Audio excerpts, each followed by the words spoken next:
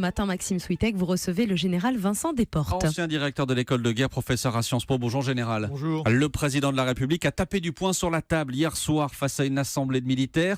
Je suis votre chef, il n'est pas digne d'étaler certains débats sur la place publique. C'est la fin de la grogne ? Pas du tout. Mais il ne s'agit pas de grogne, si vous voulez. C'est pas une grogne. Quand le chef d'état-major des armées demande qu'on ne lui vole pas, qu'on ne vole pas aux armées 850 millions d'euros, les Français doivent savoir qu'il ne se préoccupe pas des armées, il se préoccupe de la défense de la France. Parce qu'il sait, lui, c'est le technicien qui connaît les armées au cœur, contrairement à d'autres, que ces 850 millions retirés, enfin le fait qu'on les prenne, va avoir des conséquences immédiates sur la préparation des armées, en particulier sur l'arrivée des nouveaux équipements dans les forces. Et on sait que aujourd'hui les forces françaises sont sous-entraînées par rapport aux normes internationales. Elles ont les meilleurs matériels qui vont défiler tout à l'heure sur les Champs-Élysées. Mais majoritairement, elles sont équipées d'équipements anciens. Donc tout ça va avoir des conséquences et les promesses du président sont tout à fait insuffisantes pour pallier ces difficultés à venir. 850 millions d'euros d'économies à faire en 2017, c'est ce que réclame le gouvernement à l'armée. C'est infaisable ou c'est une posture pour dire ne touchez pas à nos budgets ?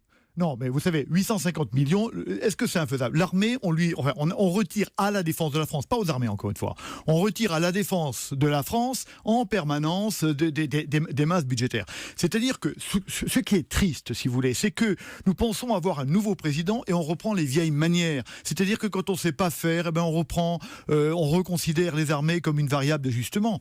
Ce qui est tout à fait étonnant, si vous voulez. On dit, mais écoutez, quand même, le ministère de la Défense des armées est un ministère comme les autres. Alors, d'une part, s'il est comme les autres, on ne lui retire pas deux fois plus proportionnellement qu'aux autres ministères, ce qui est le cas.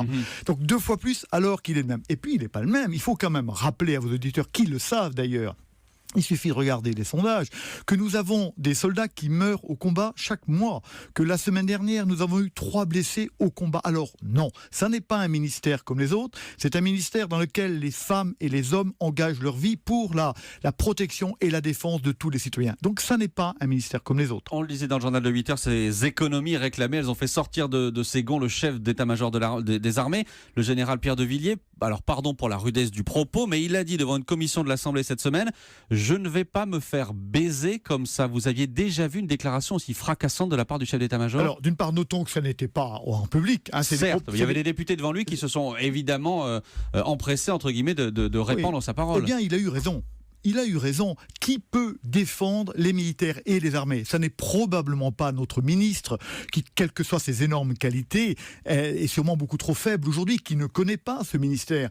Il faut bien que le militaire en chef, qui est le chef d'état-major des armées, fasse valoir son point de vue. Il n'y a pas un syndicat qui va descendre dans la rue pour défendre l'outil de défense des Français. Le rôle du chef d'état-major des armées, c'est de le dire, et c'est de démissionner s'il pense qu'il doit le dire encore plus fort.